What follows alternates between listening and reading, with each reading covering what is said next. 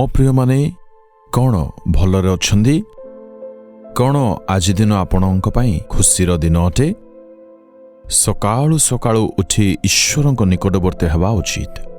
जदि आपण ईश्वरक पद जुगल को आसी प्रार्थना विनती करी ईश्वरक वाक्य को अध्ययन करिबा द्वारा से दिन आपण निश्चय आशीष प्राप्त हेबे। आपण एही बगीचा को देखिछंदी ना, एहाकू प्रार्थना उद्यान कहा जाए। ईश्वरक सहित गमनागमन करिबा पई आम्भे माने एहाको तैयारी करियछु। चतुर्पार्श्वरे आपण माने आंब गछ सबू देखि पारिबे। आपण एकाके आसिले एठारे प्रार्थना भवन को आसी पारिबे एवं एठारे प्रभुंकर उपस्थिति को अनुभव करि पारिबे। एणु अनेक सुविधा आम्भे माने करियछु। एठारे अनेक प्रार्थना सभा आम्भे माने करिथाउ। रात्र सारा प्रार्थना मध्य करू, आउ उपवास सभा मध्य करू। एठारे परमेश्वर अनेकंकु दर्शन माध्यम कथा कहिछन्दी, अनेकंक जीवन रे चमत्कार करिछन्दी। प्रभुंक भवन को जीवा निमंते पादगति रे आपण जाई परिबे। आपण काहारी को पचारेले निश्चय लोके कहिदेबे। प्रार्थना निमंते शांत परिवेश रहिछि। आज एक वाक्य ईश्वर देवाकू चाहंती। ख्रीष्टंक सहित चालिवा लोकंक जीवन किपरि रहिबा उचित। 2 कोरिन्थिय 5 अध्याय 17 पदरे जदि केही ख्रीष्टंक ठारे अछि से नूतन सृष्टि अटे।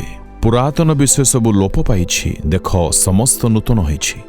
ख्रीष्टंक ठारे आसिले आपण नूतन हुअन्ति, अर्थात ख्रीष्टंक पाखक आसिले पुरातन समस्त विषय दूर हो जाए।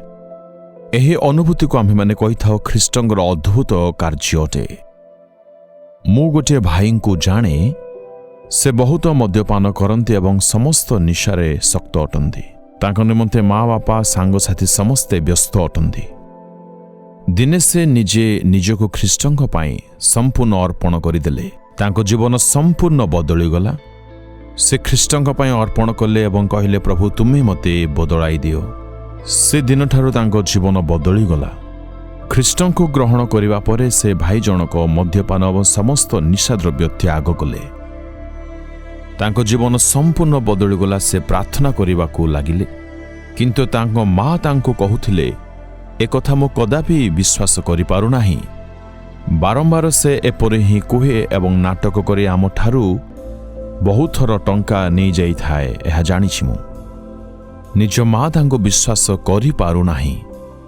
1 वर्ष उतारे तांको आचरण रे परिवर्तन देखा जिबा परे तांको माँ मध्य विश्वास कले। मु एबे मानुछि जीसु तांको संपूर्ण बदलाई छंदी। तांको माँ निजे आश्चर्य हेबा परी जीसु तांको जीवन को बदलाइले। जीसुंको निकट को आसिले पुरातन जीवन नूतनतारे बदली जाए। मु छोट बेले बहुत रागुथिली एवं प्रतिशोध नेबा एक व्यक्ति थिली। समस्तको मारपिट करिबा व्यक्ति मु ही आम घरे बहुत दुष्ट थिली। आम घरर समस्त बहुत खराब थिली। जेतेबेले जीसुंको मु ग्रहण कली, मु संपूर्ण बदल गली। मु मध्य निजे विश्वास करि पारिली नाही। माँ भाबुथिले मो पुओ किपरि बदली गला। जेहेतु जन्मगत स्वभाव केबे बदले नाही, एपरि लोकमाने कहन्ते ना। से मते पचारिबाकु लागिले, किपरि तुमर एपरि परिवर्तन देखा जाउछि। मु कहिले मु जानि नाही। ख्रीष्टंक निमंते जदि आम्हे माने निजको परिवर्तन करिबा, तेबे प्रभु जीशु ख्रीष्ट आमर समस्त विषय को से निश्चय बदलाइबे। ख्रीष्टंक सादृश्य रे आपण परिवर्तन हेबाकु लागिबे। एपरि परिवर्तन हेबे जे प्रत्येक आश्चर्यान्वित हेबे। आपण निज विषय टिके चिंता करे देखंतु, कोन ए जाए जन्मगत स्वभाव आपणक ठारे स्थान पाइछि। आ प्रतिशोध नेबार चिंतारे आपण रहउछन्ती। जन्मगत स्वभाव रे जाय अछन्ती। से समस्त गुण बदलाइबार आवश्यकता रहिछि। जीसु ही आपणक स्वभाव को बदलाई पारंती।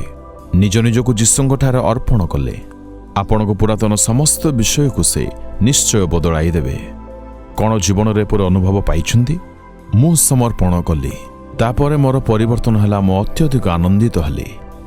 जदि आपण कहिबे मो जीसुंक पाई निज निजको अर्पण करियछि आ प्रभु जीसुंको प्रेम करूछि, ए समस्त विषय भल, किंतु निज जीवन को परिवर्तन करिवा पाई अर्पण करिवा को पड़िबो। आज संपूर्ण हृदय सहित प्रभु को कहवा, हे प्रभु मु निज निजको तुम्भ ठारे समर्पण करुछि मो जीवन को तुमे बदलाई दियो। एणु जीशु क्रूशार्पित हेले। जीशु ख्रीष्टंग रक्त आम समस्त पाप को धौत करी परिष्कार करे आउ आम स्वभाव को बदलाई थाए। आज ईश्वर निकट को आसी आम्हे कहिबा, तुम्भ रक्त द्वारा प्रभु मते शुचि कर। मोर समस्त पुरातन स्वभाव और जन्मगत स्वभाव जीशु ख्रीष्टंग रक्त द्वारा सबुकिछि शुचि हो जाओ। सबुकिछि तुमे बदलाई दियो प्रभु। आ मो निजे निजको समर्पण करुछि। मो जीवन ईश्वरीय स्वभाव शांतर गुण प्रदान कर। जीशुଙ୍କ नाम रे मागिली। आमेन आमेन।